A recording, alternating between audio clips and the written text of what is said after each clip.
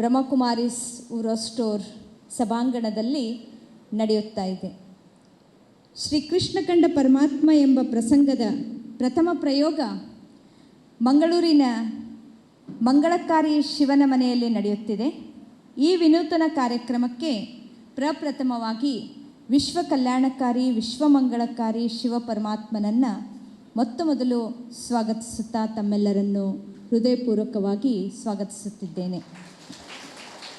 ಶ್ರೀಕೃಷ್ಣ ಕಂಡ ಪರಮಾತ್ಮ ಪ್ರಸಂಗ ಪ್ರದರ್ಶನ ಮಾಡುವ ಯಕ್ಷದೇಗುಲ ಬೆಂಗಳೂರು ಇವರ ವ್ಯವಸ್ಥಾಪಕರನ್ನು ಹಾಗೂ ಎಲ್ಲ ಯಕ್ಷಗಾನ ಕಲಾವಿದರನ್ನು ಈಶ್ವರೀಯ ವಿಶ್ವವಿದ್ಯಾಲಯದ ಪರವಾಗಿ ಆತ್ಮೀಯವಾಗಿ ಸ್ವಾಗತಿಸುತ್ತಿದ್ದೇನೆ.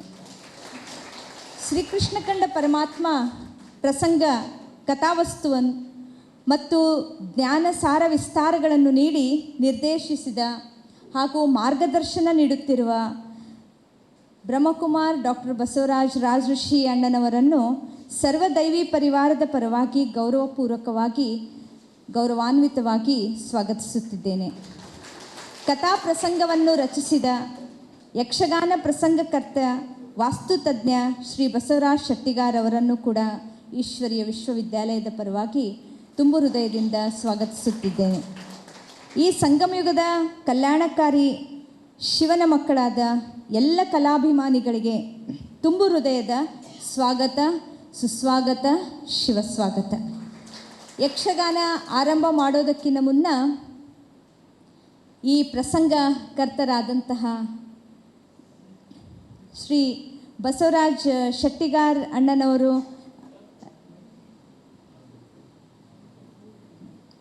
ರಚಿಸಿದ ಶ್ರೀ ಕೃಷ್ಣ ಕಂಡ ಪರಮಾತ್ಮ ಈ ಪ್ರಸಂಗವನ್ನು ಕಾರ್ಯರೂಪದಲ್ಲಿ ತರುವುದಕ್ಕೆ ಬಹಳಷ್ಟು ಶ್ರಮಿಸಿದಂತಹ ನಿಮ್ಮೆಲ್ಲರ ಆತ್ಮೀಯ ಸಹೋದರ ಆದಂತಹ ವಾದಿರಾಜಣ್ಣನವ್ರಿಗೂ ಕೂಡ ಸ್ವಾಗತವನ್ನು ನಾನು ಬಯಸುತ್ತಿದ್ದೇನೆ. ಇವಾಗ ಈ ಯಕ್ಷಗಾನ ಆರಂಭ ಮಾಡೋದಕ್ಕಿಂತ ಮುನ್ನ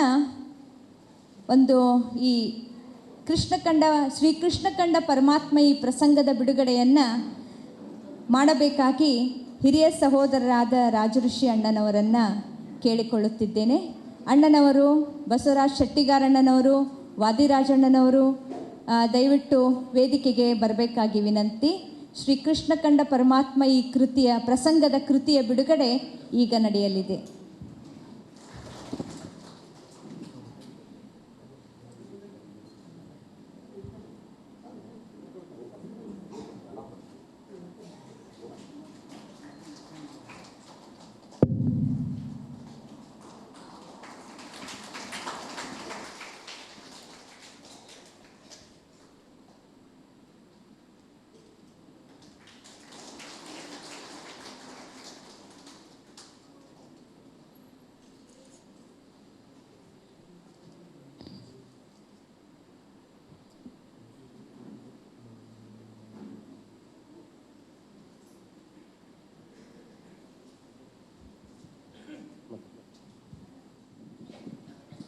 ಪರಮಾತ್ಮನನ್ನು ಸ್ಮರಿಸುತ್ತಾ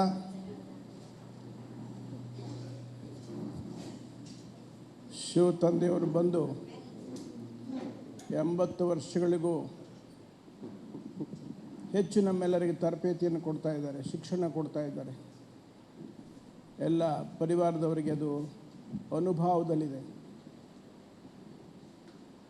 ಜಗತ್ತಿಗೆ ಪರಮಾತ್ಮ ಒಬ್ಬನೇ ಇದ್ದಾನೆ, ನಾವೆಲ್ಲ ಆತ್ಮರು. ಈ ಮುಖ್ಯ ಸಂದೇಶವನ್ನು ತಲುಪಿಸೋದಕ್ಕೆ ನಾವಿನ್ನೂ ಬಹಳಷ್ಟು ಗಾವುದಗಳನ್ನು ಕ್ರಮಿಸಬೇಕಾಗಿದೆ. ಅದರಲ್ಲಿ ವಿಶೇಷವಾಗಿ ನಮ್ಮ ಬಸವರಾಜ್ ಶೆಟ್ಟಿಗಾರಣ್ಣವರು, ಡಾಕ್ಟರ್ ವಾದಿರಾಜ್ ಭಟ್ರಣ್ಣವರ ಅತ್ಯಂತ ಶ್ರದ್ಧೆಯ ಪ್ರಯತ್ನದ ಮೂಲಕ ಈ ಒಂದು ಪ್ರಯೋಗ ನಮ್ಮ ಮುಂದೆ ಈಗ ಪ್ರದರ್ಶನಗೊಳ್ಳಲಿದೆ. ನಮ್ಮ ದಕ್ಷಿಣ ಕನ್ನಡ ಮತ್ತು ಉತ್ತರ ಕನ್ನಡ, ಶಿವಮೊಗ್ಗದ ಭಾಗ ಹಾಗೂ ಚಿಕ್ಕಮಗಳೂರು ಭಾಗ ಇತ್ಯಾದಿಗಳಲ್ಲಿ ನಮ್ಮ ಈ ಯಕ್ಷಗಾನ ಅತ್ಯಂತ ಪ್ರಭಾವಿ ಮಾಧ್ಯಮ. ಅಂತಹ ವಿಶೇಷವಾದಂಥ ಪ್ರಭಾವಿ ಮಾಧ್ಯಮವನ್ನು ನಮ್ಮ ಯಕ್ಷಗಾನ ಹವ್ಯಾಸಿ ತಂಡದವರು ಅದನ್ನು ಅತ್ಯಂತ ಸಮರ್ಥನೀಯವಾಗಿ ಅದನ್ನು ಪ್ರಯತ್ನ ಮಾಡಿ ಜನಗಳಿಗೆ ಈಶ್ವರನ ಸಂದೇಶ ಮುಟ್ಟಿಸಲಿಕ್ಕೆ ಪ್ರಯತ್ನ ಮಾಡ್ತಿದ್ದಾರೆ. ಆ ಎಲ್ಲ ಬಳಗಕ್ಕೂ ಮತ್ತು ತಮ್ಮೆಲ್ಲರಿಗೂ ನಾನು ವಂದನೆಗಳನ್ನು ಅರ್ಪಿಸ್ತೇನೆ. ಈ ಪ್ರಸಂಗದಲ್ಲಿ ಬಹಳ ಮುಖ್ಯವಾಗಿ 2 ಆಧ್ಯಾತ್ಮಿಕ ಮೌಲ್ಯಗಳನ್ನು ಸಂಕೀರ್ಣಗೊಳಿಸಲಾಗ್ತಾ ಇದೆ. ಪರಮಾತ್ಮ ಶಿವನಿಗೆ ತಮ್ಮೆಲ್ಲರಿಗೆ ಗೊತ್ತಿರೋ ಹಾಗೆ ಯಾವುದೇ ಶರೀರ ಇಲ್ಲ, ಅವನು ಜ್ಯೋತಿ ಸ್ವರೂಪ. ಪರಮಾತ್ಮ ಜ್ಯೋತಿರ್ಲಿಂಗ ಸ್ವರೂಪ.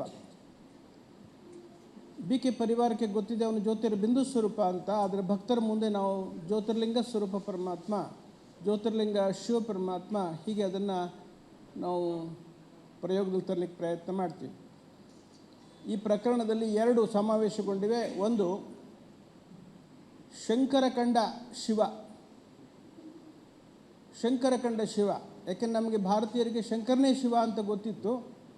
ಆದರೆ ಈಗ ಆಧ್ಯಾತ್ಮಿಕ ಮೌಲ್ಯಗಳಿಂದ ನಾವು ಅದನ್ನು ಅರ್ಥೈಸ್ಕೊಳ್ತಾ ಇದ್ದೀವಿ. ಪರಮಾತ್ಮ ಧ್ಯಾನ ಮಾಡ್ತಕ್ಕಂಥ ಒಂದು ಸನಾತನ ಸಂಸ್ಕೃತಿ ನಮ್ಮಲ್ಲಿ ಈಗಾಗಲೇ ಇದೆ. ಅದನ್ನು ಸಹ ಪ್ರಪ್ರಥಮವಾಗಿ ನಮ್ಮ ಕಲಾವಿದರು ಇಲ್ಲಿ ಅದನ್ನು ನಮ್ಮೆಲ್ಲರ ಮುಂದೆ ಪ್ರದರ್ಶನ ಮಾಡ್ತಾರೆ. ಇನ್ನು 2ನೆಯ ಭಾಗವಾಗಿ ಕೃಷ್ಣಖಂಡ ಪರಮಾತ್ಮ. ಭಗವದ್ಗೀತೆಯಲ್ಲಿ ಭಗವಂತ ಯಾರು ಅನ್ನೋದನ್ನೇ ನಾವಿನ್ನೂ ಯಥಾರ್ಥವಾಗಿ ಅರ್ಥ ಮಾಡಿಕೊಂಡಿಲ್ಲ. ಕೃಷ್ಣ ಸ್ವಯಂ ಈಶ್ವರನೇ ಪರಮಾತ್ಮ ಇದ್ದಾನೆ ಅಂತಕ್ಕಂಥದ್ದನ್ನು ಭಗವದ್ಗೀತೆಯಲ್ಲಿ ಹೇಳ್ತಾನೆ ಅರ್ಜುನನಿಗೆ. ಆದ್ದರಿಂದ ಅರ್ಜುನನಿಗೆ ಶ್ರೀಕೃಷ್ಣ ಹೀಗೆ ಹೇಳ್ತಾನೆ, ಈಶ್ವರ ಸರ್ವಭೂತಾನಾಂ ಹೃದ್ದೇಶ ಅರ್ಜುನ ತಿಷ್ಠತಿ ಭ್ರಾಮಯನ್ ಸರ್ವಭೂತಾನಿ ಯಂತ್ರಾರೂಢಾನಿ ಮಾಯ. ಹೇ ಅರ್ಜುನ, ಈ ಜಗತ್ತಿನ ಸಕಲ ಜೀವರಾಶಿಗಳನ್ನು ಅವರವರ ಕರ್ಮಗಳಿಗನುಸಾರವಾಗಿ ಜನನ ಮರಣ ಚಕ್ರದಲ್ಲಿ ಸುತ್ತಿಸ್ತಕ್ಕಂಥವನು ಈಶ್ವರ ಇದ್ದಾನೆ ಅಂತ ಶ್ರೀಕೃಷ್ಣ ಅರ್ಜುನನಿಗೆ ಹೇಳ್ತಾನೆ. ಮತ್ತೆ ಮುಂದುವರೆದು ಶ್ರೀಕೃಷ್ಣ ಅರ್ಜುನನಿಗೆ ಹೇಳ್ತಾನೆ, ತಮೇವ ಶರಣಂ ಗಚ್ಚ ಸರ್ವಭಾವೇನ ಭಾರತ ತತ್ ಪ್ರಸಾದಾತ್ ಪರಾಂ ಶಾಂತಿಂ ಸ್ಥಾನಂ ಪ್ರಾಪ್ಯಸಿ ಶಾಶ್ವತಂ ಅಂತ ಹೇಳ್ತಾನೆ. ಹೇ ಅರ್ಜುನ, ನಿನಗೆ ಪರಮ ಶಾಂತಿ ಬೇಕು ಅಂತ ಅಂದಿದ್ದೆ ಆದರೆ, ನಿನಗೆ ಮುಕ್ತಿ ಬೇಕು ಅಂದಿದ್ದೆ ಆದರೆ, ತಮೇವ ಶರಣಂ ಗಚ್ಚ ಭಾವೇನ ಭಾರತ, ನೀನು ಕಾಯ ವಾಚ ಮನಸ ತ್ರಿಕರಣ ಶುದ್ಧಪೂರ್ವಕವಾಗಿ ನೀವು ಆ ಈಶ್ವರನಿಗೇ ಶರಣಾಗುವಂತಕ್ಕಂತಹ ಮಹಾವಾಕ್ಯವನ್ನು ಶ್ರೀಕೃಷ್ಣ ಅರ್ಜುನಿಗೆ ಉಪದೇಶ ಮಾಡಿದ್ದಾನೆ. ಅದನ್ನು ಸಹಿತ ನಮ್ಮ ಕಲಾವಿದರು ಕೃಷ್ಣಖಂಡ ಪರಮಾತ್ಮ ಈ ಪ್ರಯೋಗದಲ್ಲಿ ಬಹಳ ಚೆನ್ನಾಗಿ ಪ್ರದರ್ಶನ ಮಾಡ್ತಾರೆ. ನಾವೆಲ್ಲ ಪರಿವಾರದವರು ವಿಶ್ವಾಸ ಮಾಡೋಣ, ಇದು ಪ್ರಥಮ ಪ್ರಯೋಗ. ಇದರಲ್ಲಿ ಇನ್ನೂ ಹೆಚ್ಚೆಚ್ಚು ಸಂಭಾಷಣೆಗಳನ್ನು ಸೇರಿಸ್ಕೊಂಡು ಮುಂದೆ ಇನ್ನು ಕರ್ನಾಟಕದಾದ್ಯಂತ ಇದನ್ನು ಉಪಯೋಗಿಸ್ಕೊಂಡು ಅವರ ಸೇವೆಯನ್ನು ಜನಕ್ಕೆ ಮುಟ್ಟಿಸೋಣ ಅಂತ ನಾನು ತಮ್ಮೆಲ್ಲರಿಗೆ ವಿನಂತಿ ಮಾಡಿ ಪರಮಾತ್ಮ ಧ್ಯಾನದಲ್ಲಿ 2 ಮಾತುಗಳನ್ನು ಮುಗಿಸ್ತೀನಿ. ಓಂ ಶಾಂತಿ. ಭಾಗವಹಿಸುವ ಕಲಾವಿದರು ಭಾಗವತರು ಶ್ರೀ ಲಂಬೋದರ ಹೆಗಡೆ ನಿಟ್ಟೂರು ಮತ್ತು ಶ್ರೀ ದೇವರಾಜದಾಸ್ ಮರವಂತೆ. ಮದ್ದಳೆ ಶ್ರೀ ಗಣಪತಿ ಭಟ್ ಯಲ್ಲಾಪುರ. ಚೆಂಡೆ ಶ್ರೀ ಮಾಧವ ಮಣೂರು. ಶಂಕರನ ಪಾತ್ರದಲ್ಲಿ ಶ್ರೀ ಸುಜೇಂದ್ರ ಹಂದೆ ಕೋಟ. ಪಾರ್ವತಿಯ ಪಾತ್ರದಲ್ಲಿ ಶ್ರೀ ಗಣಪತಿ ಹೆಗಡೆ ಕಡ್ಲೆ. ಭೃಂಗಿ ಮತ್ತು ಅರ್ಜುನನ ಪಾತ್ರದಲ್ಲಿ ಶ್ರೀ ನವೀನ್ ಕೋಟ. ಭೃಕುಟಿಯ ಪಾತ್ರದಲ್ಲಿ ಶ್ರೀ ಉದಯ ಕೊಲ್ಲೂರು. ನಾರದನ ಪಾತ್ರದಲ್ಲಿ ಶ್ರೀ ನರಸಿಂಹತುಂಗ ಸಾಸ್ತಾನ. ಶ್ರೀಕೃಷ್ಣನ ಪಾತ್ರದಲ್ಲಿ ಶ್ರೀ ತಮ್ಮಣ್ಣ ಗಾಂವ್ಕರ್ ಯಲ್ಲಾಪುರ. ಜಾಂಬವತಿಯ ಪಾತ್ರದಲ್ಲಿ ಶ್ರೀ ಗಣೇಶ್ ಉಪ್ಪುಂದ. ರಂಗಸಜ್ಜಿಕೆ ಮತ್ತು ವೇಷದಲ್ಲಿ ಸಹಾಯ ಶ್ರೀ ವಿಶ್ವನಾಥ ಶೆಟ್ಟಿ ಮತ್ತು ಶ್ರೀ ಸುಹಾಸ ಕರಬ. ಈ ಯಕ್ಷದೇಗುಲ ಕಲಾ ಸಂಸ್ಥೆಯ ವ್ಯವಸ್ಥಾಪಕರು ಶ್ರೀ ಸುದರ್ಶನ ಉರಾಳ. ಈ ಪ್ರದರ್ಶನದ ಕೊನೆಯಲ್ಲಿ ಮತ್ತೆ ಆಹ್ವಾನಿಸಿದ ಅತಿಥಿಗಳಿಂದ ಮತ್ತು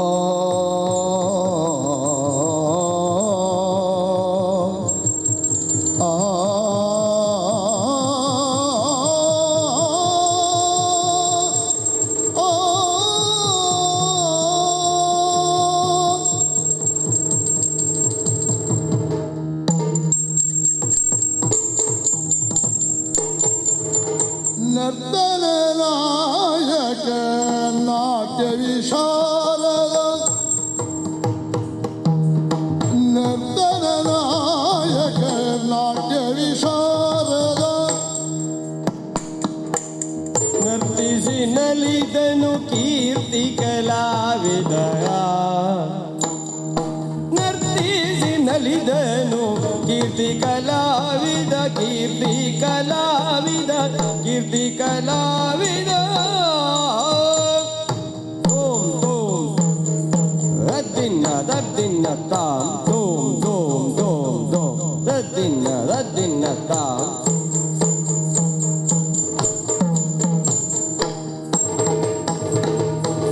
ಗಿರಿಜಯ ರಸ ಹರಗಿರಿ ಗಂಗಾಧರ ಗಿರಿಜಯ ರಸ ಹರಗಿರಿ ಗಂಗಾಧರ ಗಿರಿಜಯ ರಸ ಹರಗಿರಿ ಗಂಗಾಧರ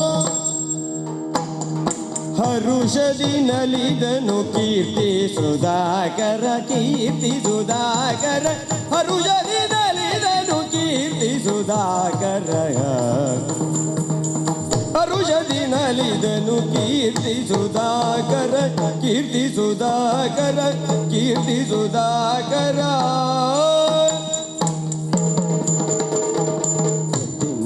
ದಿನ ತಾಂ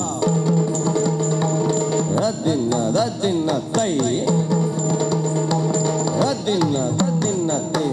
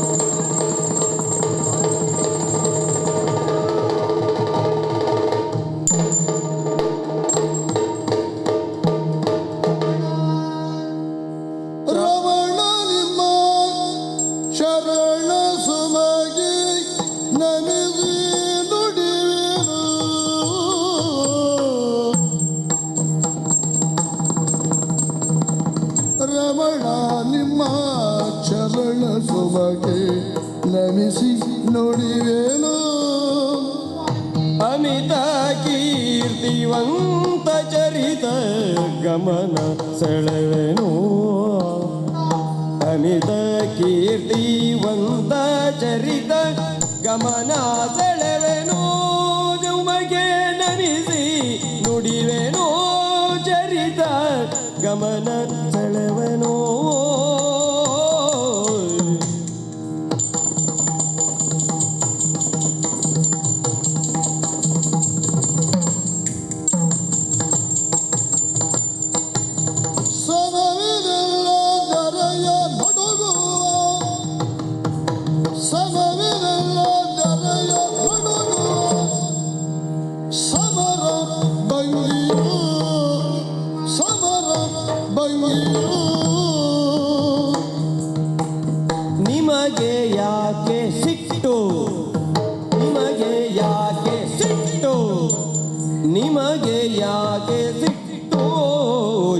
ಶಮನಗೊಳಿಪುವುದು ಸಿಟ್ಟು ಶಮನಗೊಳಿಪುವುದು ರಮಣ ಯಾಕೆ ಸಿಟ್ಟು ಯಾಕೆ ಸಿಟ್ಟು ಶಮನಗೊಳಿಪುವುದು ರಮಣ ಚರಣ ಸುಮಗೆ ನಮಿಸಿ ನುಡಿವೆನೋ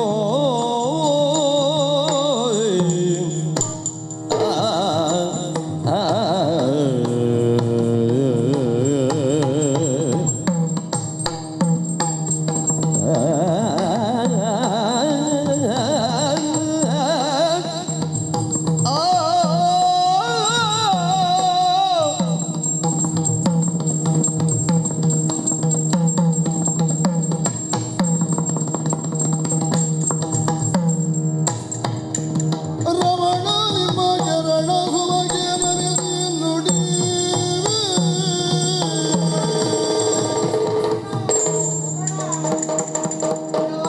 ಚರಣದಲ್ಲಿ ಬೇಡಿಕೊಳ್ತಾ ಇದ್ದೇನೆ ಸ್ವಾಮಿ. ಸ್ವಲ್ಪ ತಾವು ಯೋಚಿಸಬೇಕು. ಮಾತ್ರ ಅಲ್ಲ, ಶಾಂತರಾಗಬೇಕು ಸ್ವಾಮಿ, ಶಾಂತರಾಗಬೇಕು. ರಮಣ, ನರ್ತನ ಮಾಡುವುದೇನು ಇದೇ ಮೊದಲಲ್ಲ. ಅದೆಷ್ಟೋ ಸಾರಿ ತಾವು ನರ್ತಿಸಿದ್ದೀರಿ ಸ್ವಾಮಿ. ನಿಮ್ಮನ್ನು ಅನುಸರಿಸಿದವರೆಲ್ಲವರು ನಿಮ್ಮ ನೃತ್ಯವನ್ನು ಕಂಡು ಸಂತೋಷವನ್ನು ಪಟ್ಟಿದ್ದಾರೆ.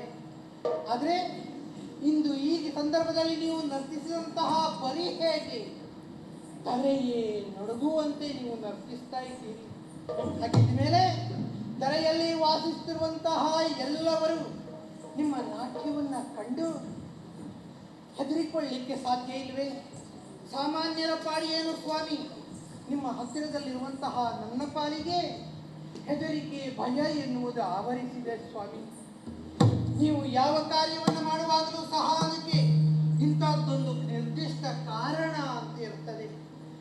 ಆ ಕಾರಣ ಏನಿರಬಹುದು ಎನ್ನುವಂಥ ಯೋಚನೆ ನನ್ನಲ್ಲಿ ಯೋಚಿಸ್ತಾ ಇದ್ದೇನೆ ಸ್ವಾಮಿ. ಹಾಗಾಗಿ ವಿನಮ್ರಳಾಗಿ ನಿಮ್ಮಲ್ಲಿ ಪ್ರಾರ್ಥಿಸ್ತಾ ಇದ್ದೇನೆ, ನಿಮ್ಮ ಈ ಸಿಟ್ಟಿಗೆ, ಈ ನಾಟ್ಯಕ್ಕೆ ಏನು ಕಾರಣ ಸ್ವಾಮಿ? ರಮಣಿ, ಶಾಂತರಾಗಿ ಎಲ್ಲವನ್ನು ನಿನ್ನೊಡನೆ ಮಾತನಾಡುವುದಕ್ಕೆ ತ್ರಿಶೂಲ ಬೇಕಾಗಿ ಆಗಿ ಅರ್ಥ ಆಯ್ತು, ನನಗೆ ಅರ್ಥ ಆಯ್ತು. ಓ ಗಿರಿಜಾತೆ, ಬಲ್ಲೆಯವ ಗಿರಿಜಾತೆ ತತ್ತೊಂದರಿಗುದ ದಯ್ಯದಯ್ಯ ಸುರ್ಯ ತತ್ತೊಂದರಿಗುದಾಯಿ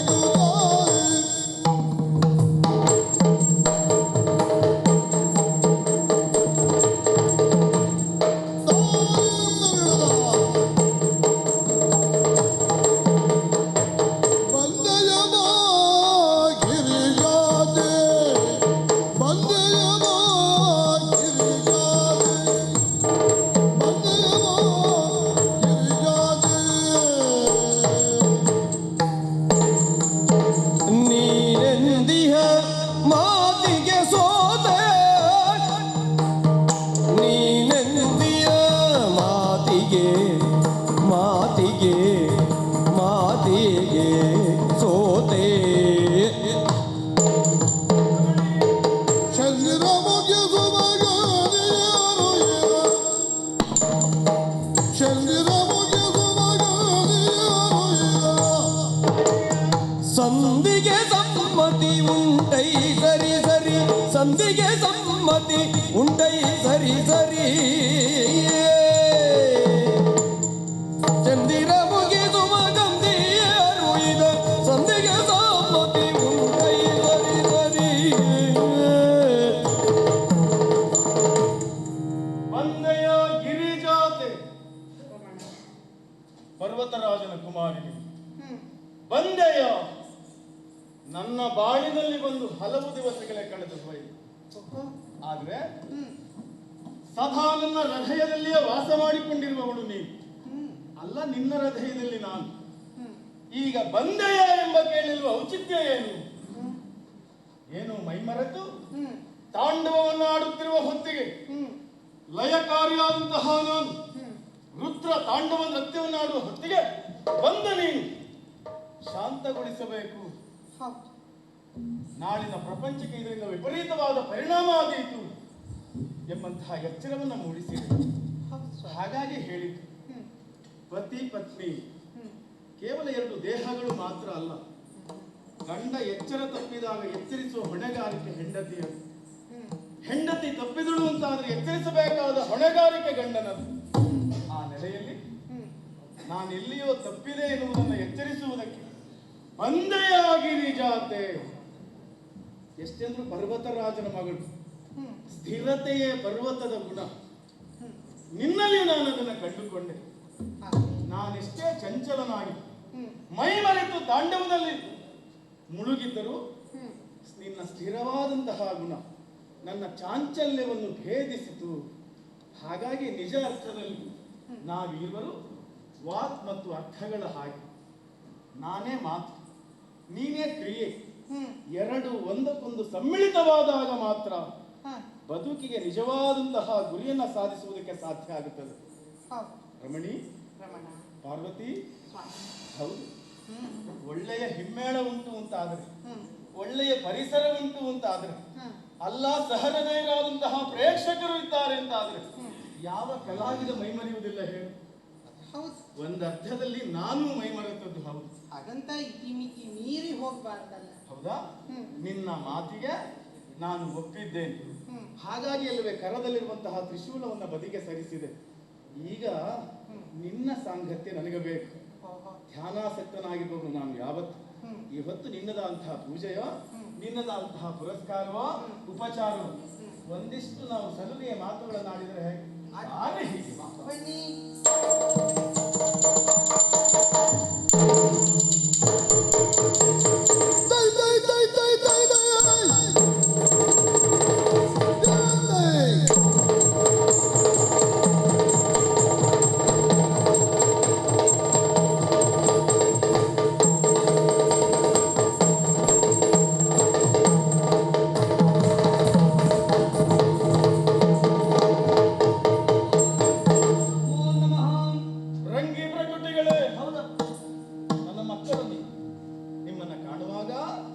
ಆಶ್ಚರ್ಯದ ಜೊತೆಯಲ್ಲೇ ಪ್ರಶ್ನೆ ಹುಟ್ಟಿಕೊಳ್ಳುತ್ತಾ ಇದೆಯಲ್ಲ ಮಕ್ಕಳೇ.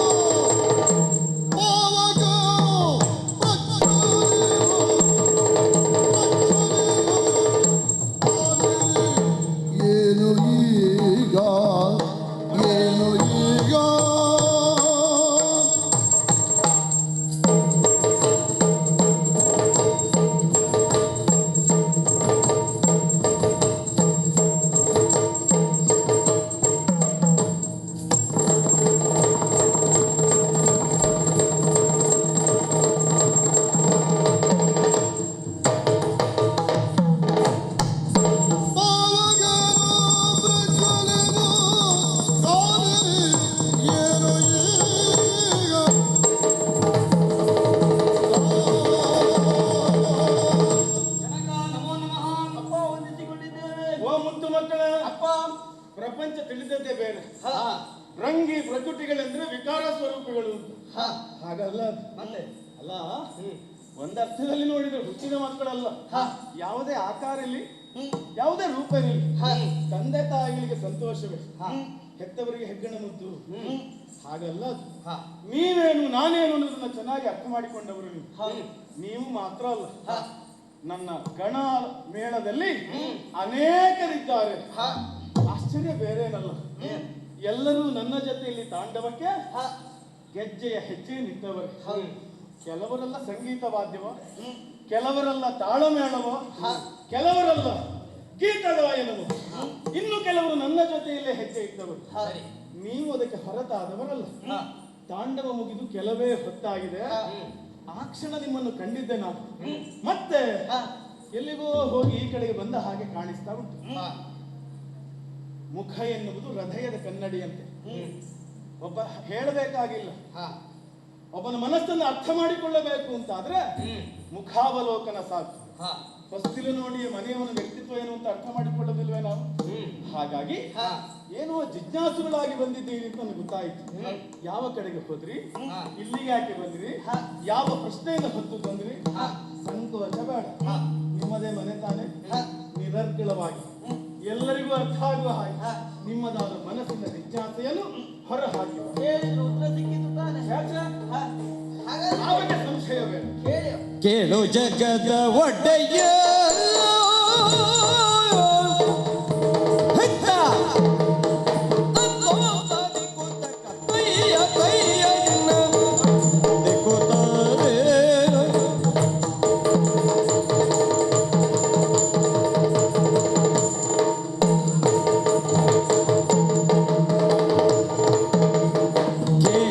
ಜಗದ ಒಡೆಯ ಕೇಳು, ಕೇಳು ಜಗದ ಒಡೆಯ ಕರುಣಾಳು ಭಕ್ತರ ಪೊರೆವಾ, ಕರುಣಾಳು ಭಕ್ತರ ಪೊರೆವಾ, ಭಕ್ತರ ಪೊರೆವಾ, ಭಕ್ತರ ಪೊರೆವಾ.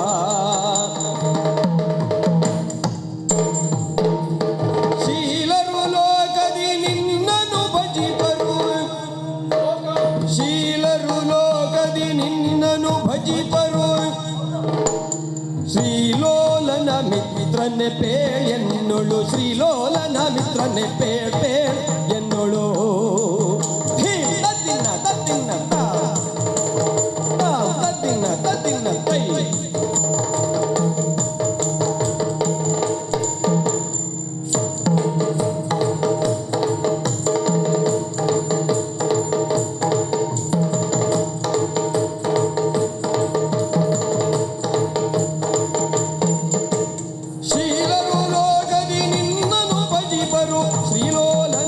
ಮಿತ್ರನೆ ಬೇಯನ್ನೋಳು. ನಮ್ಮ ಮನಸ್ಸಲ್ಲೇನೋ ಹುದುಗಿಕೊಂಡಿದೆ ಎನ್ನುವುದನ್ನ ನೀವು ಆಲೋಚಿಸಿದ್ದೀರಿ. ಓಹೋ ಅಪ್ಪ, ಆ ಎಷ್ಟೋ ಕಾಲದಿಂದ ನಮ್ಮಲ್ಲಿ ಒಂದು ಜಿಜ್ಞಾಸೆ ಮೂಡುತ್ತಾ ಉಂಟು.